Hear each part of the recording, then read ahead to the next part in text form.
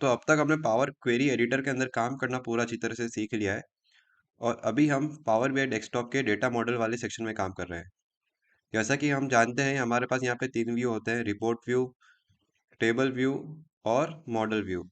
Model view को हमने अच्छे से समझ लिया है और इसके अंदर हम रिलेशनशिप्स टेबल्स के बीच में कैसे क्रिएट करते हैं वो भी हमने समझ लिया है। रिपोर्ट व्यू को हम इस कोर्स के नेक्स्ट सेक्शन के अंदर एक्सप्लोर करेंगे। अभी हम काम करेंगे टेबल व्यू के अंदर। इस टेबल व्यू के अंदर हम कुछ कैलकुलेशंस को परफॉर्म करेंगे और डेटा से इनसाइट्स निकालने की कोशिश करेंगे। पावर बीआई के अंदर कैलकुलेशंस परफॉर्म करने के लिए हमारे पास दो लैंग्वेजेस है। एक है हमारे पास एम लैंग्वेज और दूसरी है हमारे पास डैक्स लैंग्वेज, जिसका पूरा फुल फॉर्म है डेटा एनालिसिस एक्सप्रेशंस। तो चलिए अब हम इन दोनों लैंग्वेजेस को समझ लेते हैं। तो जो हमारी एम लैंग्वेज है वो पावर क्वेरी एडिटर के अंदर यूज होती है और जो हमारी डेक्स लैंग्वेज है वो डेटा मॉडल के अंदर यूज होती है। तो सबसे पहले हम एम लैंग्वेज के डिस्क्रिप्शन को समझ लेते हैं। तो ये एक पावर क्वेरी की फॉर्मूला लैंग्वेज है और ये यूज होती है before entering data into the data model. इसके एप्लीकेशंस क्या है, ये हमारे डेटा प्रिपरेशन में काम आती है और डेटा ट्रांसफॉर्मेशन में काम आती है। अब समझ लेते हैं डैक्स के बारे में। तो डैक्स का फुल फॉर्म होता है डेटा एनालिसिस एक्सप्रेशन लैंग्वेज। ये हमारे डेटा मॉडल के अंदर यूज होती है। इससे हम डेटा से इंसाइट्स निकाल सकते हैं और इसमें हम डेटा पे एनालिसिस और कैलकुलेशन कर सकते हैं। इन दोनों लैंग्वेजेस को यूज करना एक्सेल के फॉर्मूलाज को यूज करने जैसा ही है। तो अगर आपको एक्सेल का बेसिक नॉलेज है जहाँ पे आपने बेसिक फॉर्मूलाज भी अप्लाई कर रखे हैं तो आपको ये दोनों लैंग्वेजेस सीखने में ज़्यादा दिक्कत नहीं होगी। आप ये दोनों लैंग्वेजेस बहुत ही इजीली सीख जाएंगे। तो अब हम हमारे डेटा मॉडल के अंदर वापस आ चुके हैं। तो सबसे पहले अब हम एम लैंग्वेज से एक छोटी सी कैलकुलेशन को परफॉर्म करेंगे। उससे पहले हम फटाफट से हमारे पावर क्वेरी एडिटर को खोल देंगे, क्योंकि एम लैंग्वेज जो है वो पावर क्वेरी एडिटर के लिए होती है। तो मैं सिंपली यहाँ पे होम पे जाके ट्रांसफॉर्म डेटा पे क्लिक कर दूंगा। यहाँ पे आपका डेटा लोड होने में कुछ टाइम लग सकता है। एक बार आपका डेटा लोड हो जाता है उसके बाद में आपको डायमेंशन एज टेबल के अंदर जाना है और यहाँ पे हम एम लैंग्वेज की मदद से एज ग्रुप और एज कैटेगरी को कंबाइन करने की कोशिश करेंगे। हमने पावर क्वेरी एडिटर के अंदर जो भी स्टेप्स अप्लाई करे हैं उन स्टेप्स के फॉर्मूला हमको इस फॉर्मूला बार के अंदर दिख सकते हैं। तो जो भी मैंने लास्ट स्टेप अप्लाई करा होगा उस स्टेप का फॉर्मूला मुझे यहाँ फॉर्मूला बार में दिख जाएगा। और अगर आपको सारे के सारे फॉर्मूलाज देखने हैं अभी तक जो भी अप्लाई हो रखे हैं तो आपको सिंपली यहाँ पे एडवांस एडिटर पे क्लिक करना है होम के अंदर और अब तक जो भी फॉर्मूला यहाँ पे अप्लाई हुए हैं वो आपको सारे के सारे दिख जाएंगे। अभी मैं इसको कैंसिल करके बंद कर दूंगा। तो चलिए अब हम एज ग्रुप और एज कैटेगरी को एम लैंग्वेज की मदद से कंबाइन करते हैं। तो मैं ऐड कॉलम पे जाऊंगा और कस्टम कॉलम पे क्लिक करूंगा।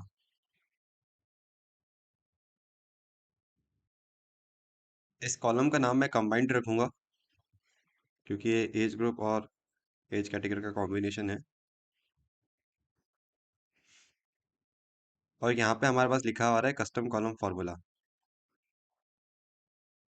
तो अब मैं इसके अंदर एज ग्रुप को इंसर्ट कर दूंगा एंड एक एज कैटेगरी को भी इंसर्ट कर दूंगा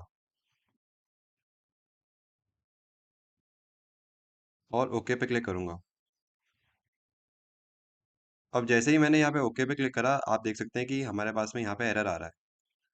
ऐसा इसलिए हो रहा है क्योंकि हमने दोनों कॉलम्स के बीच में कोई भी एक्सप्रेशन ऐड नहीं करा है। तो अगर हमको इन दोनों कॉलम्स को मर्ज करना है तो हमको इन दोनों कॉलम्स के बीच में एक एक्सप्रेशन ऐड करना पड़ेगा। तो मैं एडिट कॉलम के गियर बॉक्स पे जाऊंगा, इसको क्लिक करूंगा और इन दोनों कॉलम्स के बीच में एंड इंसर्ट करूंगा।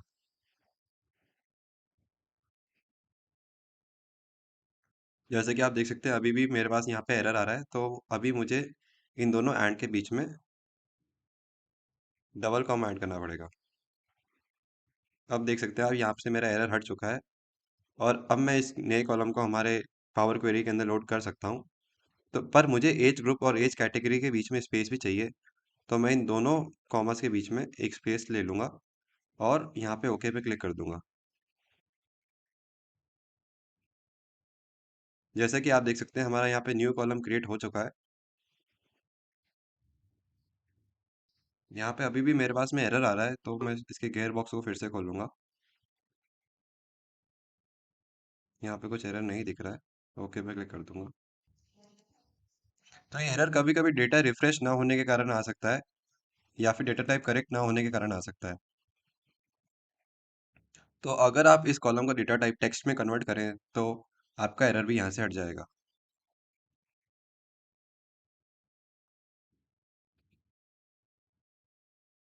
तो मेरा डेटा यहाँ पे रिफ्रेश हो चुका है, इसलिए मेरा डेटा एरर भी हट चुका है। अगर आपके सिस्टम में फिर भी ये डेटा का एरर आ रहा है तो आप सिंपली यहाँ पे जाके डेटा टाइप को एक बार टेक्स्ट कर दीजिए और आपका डेटा एरर भी हट जाएगा। अब हम हमारे इस पावर क्वेरी एडिटर के चेंजेस को क्लोज एंड अप्लाई कर देंगे और हमारे डेटा मॉडल के अंदर वापस चले जाएंगे।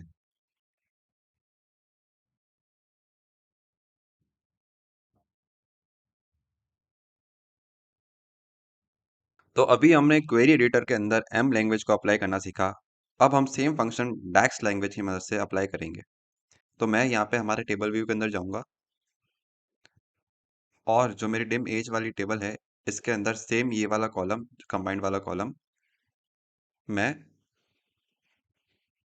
डैक्स लैंग्वेज की मदद से क्रिएट करने की कोशिश करूंगा।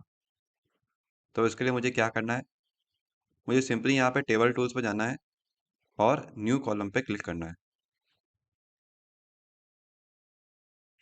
जैसे ही मैं न्यू कॉलम पे क्लिक करूंगा मेरे पास यहाँ पे फॉर्मूला बार आ जाएगा ऊपर, और मुझे इसके अंदर सबसे पहले इस कॉलम का नाम टाइप करना है। तो मैं इस कॉलम का नाम रखूंगा कंबाइंड डैक्स।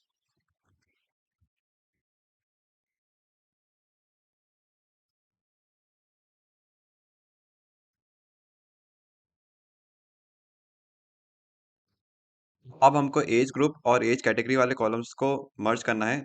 उसके लिए हम कॉनकैटिनेट वाले फंक्शन का यूज़ कर सकते हैं। कॉनकैटिनेट का यूज़ करके हम दो टेक्स्ट वाले कॉलम्स को एक साथ मर्ज कर सकते हैं।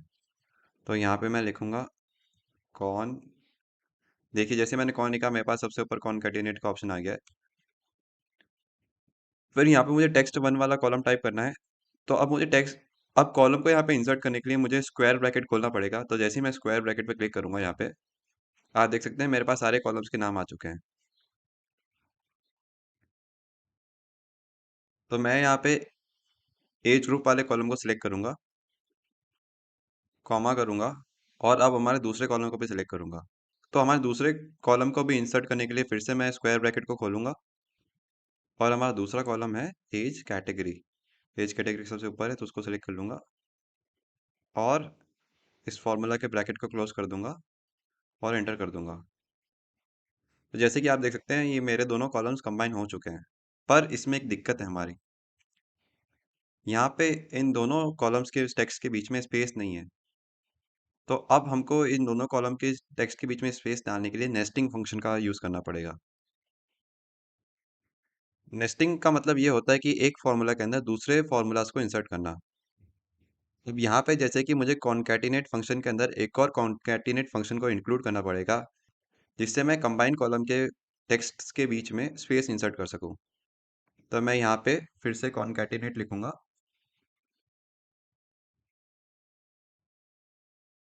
और टेक्स्ट डेटा टाइप करने के लिए मैं डबल कॉमा खोलूंगा, फिर स्पेस का यूज़ करूंगा, फिर डबल कॉमा को बंद कर दूंगा और कॉमा का यूज़ करूंगा, और इस पूरे फॉर्मूला को क्लोज करने के लिए एक ब्रैकेट इंसर्ट कर दूंगा और एंटर पे क्लिक कर दूंगा। अब जैसे कि आप देख सकते हैं हमारे यहाँ पे दोनों टेक्स्ट के बीच में स्पेस आ चुका है। तो ये था हमारा एक एग्जांपल कि कैसे हम डैक्स लैंग्वेज को यूज़ करके कॉलम्स को कंबाइन कर सकते हैं। तो एम लैंग्वेज या डैक्स दोनों में से हम क्या चूज़ करें? तो ऐसा है कि जो भी फंक्शंस आप एम लैंग्वेज में परफॉर्म कर सकते हैं वही ऑलमोस्ट सेम सारे फंक्शंस आप डैक्स लैंग्वेज से भी परफॉर्म कर सकते हैं।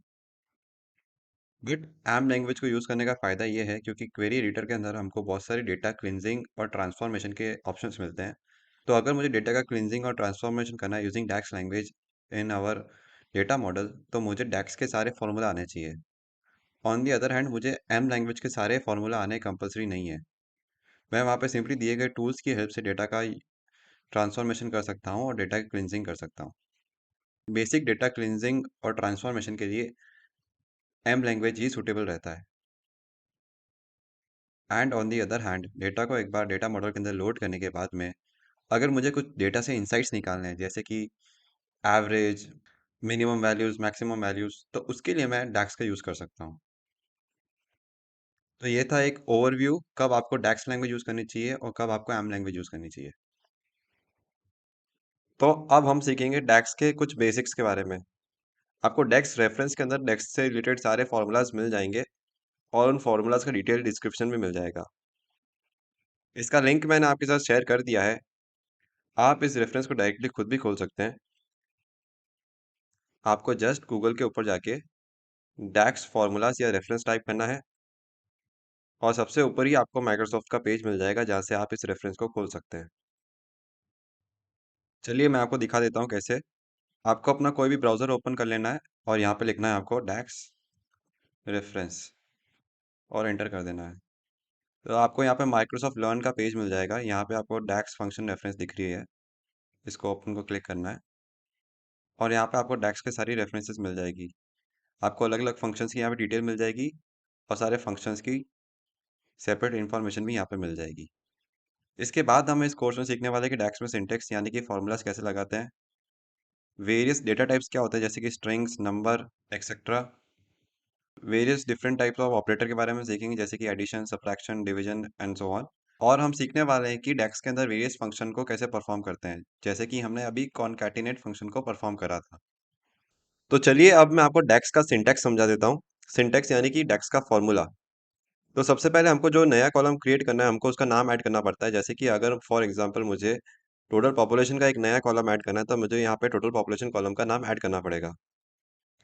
उसके बाद में मैं फॉर्मूला लिखना चालू करूंगा तो उसके पहले मैं इक्वल्स टू लगाऊंगा। फिर मेरे को डेक्स का फंक्शन लगाना पड़ेगा कि मुझे क्या चाहिए इस कॉलम के अंदर। मुझे सम चाहिए, मुझे एवरेज चाहिए, मुझे मैक्सिमम वैल्यू चाहिए, मुझे मिनिमम वैल्यू चाहिए, वो मेरे को यहाँ पे डेक्स का फंक्शन लगाना पड़ेगा। उसके बाद में मैं ब्रैकेट ओपन करूंगा फॉर्मूला का और उसमें टेबल का रेफरेंस दूंगा। अब मुझे जिस टेबल के अंदर फंक्शन परफॉर्म करना है मुझे उस टेबल का रेफरेंस यहाँ पे देना पड़ेगा। उसके बाद में मुझे कॉलम रेफरेंस देना पड़ेगा तो कॉलम रेफरेंस देने के लिए मुझे यहाँ पे स्क्वायर ब्रैकेट्स खोलने पड़ेंगे। तो जैसे ही मैं स्क्वायर ब्रैकेट खोलूंगा मेरे कॉलम्स के सबके नाम आ जाएंगे और वहाँ पे मैं कॉलम का रेफरेंस दे दूंगा जिस कॉलम के अंदर मुझे फंक्शन परफॉर्म करना है। जैसे कि यहाँ पे मुझे पॉपुलेशन काउंट कॉलम का पूरा सम चाहिए तो यहाँ पे मैंने पॉपुलेशन काउंट कॉलम को चूज करा है। फिर हम स्क्वायर ब्रैकेट लगा के हमारे कॉलम रेफरेंस को बंद कर देंगे और फाइनल ब्रैकेट लगा के हमारा पूरा फॉर्मूला को क्लोज कर देंगे। तो ये थे हमारे डैक्स सिंटैक्स फॉर्मूला के बारे में कुछ बेसिक्स। अब हम डैक्स के different type of data types के बारे में जानेंगे। सबसे पहला होता है हमारा text data type. Text data type पे कोई फंक्शन परफॉर्म करने के लिए हमें उसे इन्वर्टेड कॉमास में इंसर्ट करना पड़ता है। फिर होता है हमारे पास होल नंबर और डेसिमल नंबर जो कि आप ऑलरेडी जानते ही हैं। फिर होता है हमारे पास बुलियन। अब बुलियन हमको या तो ट्रू वैल्यू देता है या फॉल्स वैल्यू देता है। इसका एग्जाम्पल है इस फंक्शन। तो इस फंक्शन का यूज करके हम ये आइडेंटिफाई कर सकते हैं कि are the values in a particular column equal to a specific value. तो जो भी वैल्यूज कॉलम के अंदर उस स्पेसिफिक मेंशन्ड वैल्यू से मैच होगी उसके लिए हमारे पास ट्रू रिजल्ट आएगा और जो भी मैच नहीं होगी उनके लिए हमारे पास फॉल्स रिजल्ट आएगा। तो बूलियन डेटा टाइप के अंदर हमको ट्रू या फॉल्स रिजल्ट मिलते हैं। फिर आता है हमारा डेट एंड टाइम जिसको हम ऑलरेडी एक्सप्लोर कर चुके हैं हमारे पावर क्वेरी एडिटर के अंदर। फिर होता है करेंसी और ब्लैंक। करेंसी सब करेंसीज के लिए है और जो हमारा ब्लैंक वाला है वो ऑब्वियसली ब्लैंक रोज के लिए है। तो ये थे हमारे डेक्स के डेटा टाइप्स। तो डेक्स के अंदर हमारे पास चार टाइप के ऑपरेटर्स होते हैं, अर्थमेटिक, कंपैरिजन, लॉजिकल और टेक्स्ट कॉन्टैक्ट। टेक्स्ट कॉन्टैक्ट वाला ऑपरेटर हमने ऑलरेडी प्रैक्टिकली समझ लिया है। अब जो हमारे अर्थमेटिक ऑपरेटर्स होते हैं उनकी मदद से हम एडिशन, सब्ट्रैक्शन, डिवीजन, मल्टीप्लिकेशन और एक्सपोनेंट का यूज़ कर सकते हैं। और जो हमारे कंपैरिजन ऑपरेटर्स होते हैं वो दो वैल्यूज़ को कंपैरिजन करने में काम आते हैं। तो हमारा जो इक्वल्स टू ऑपरेटर है वो ये बताता है कि कोई दो वैल्यूज़ इक्वल है कि नहीं। और फिर हमारे पास ये ऑपरेटर जो है डबल इक्वल्स टू वाला, इसको हम स्ट्रिक्ट इक्वल्स टू ऑपरेटर बोलते हैं। जो हमारा इक्वल्स टू ऑपरेटर होता है वो ब्लैंक वैल्यूज और जीरो में डिफरेंशिएट नहीं करता और दोनों को एक ही मानता है। बट जो हमारा स्ट्रिक्ट इक्वल्स टू ऑपरेटर होता है वो ब्लैंक वैल्यूज और जीरो दोनों को अलग अलग मानता है। फिर आता है हमारे पास में ग्रेटर देन ऑपरेटर। इस ऑपरेटर की हेल्प से हम ये फाइंड आउट कर सकते हैं कि कोई वैल्यू किसी से ग्रेटर देन है। फिर आता है हमारे पास ग्रेटर देन और लेस देन वाले operator, greater than equals to operator और नॉट इक्वल्स टू ऑपरेटर। उसके बाद में आते हैं हमारे पास लॉजिकल ऑपरेटर्स। सबसे पहले है इसमें डबल एंड ऑपरेटर। इसके अंदर दो कंडीशंस को हम एक साथ मीट करवाते हैं। इसके बाद आता है हमारा टाइप ऑपरेटर। इसकी हेल्प से हम दोनों में से कोई एक कंडीशन को सेटिस्फाई करने की कोशिश करते हैं, या तो पहली कंडीशन या दूसरी कंडीशन। और लास्ट में हमारा आता है इन ऑपरेटर। इसकी मदद से हम किसी एक वैल्यू को किसी स्पेसिफिक कॉलम के अंदर से फाइंड आउट कर सकते हैं।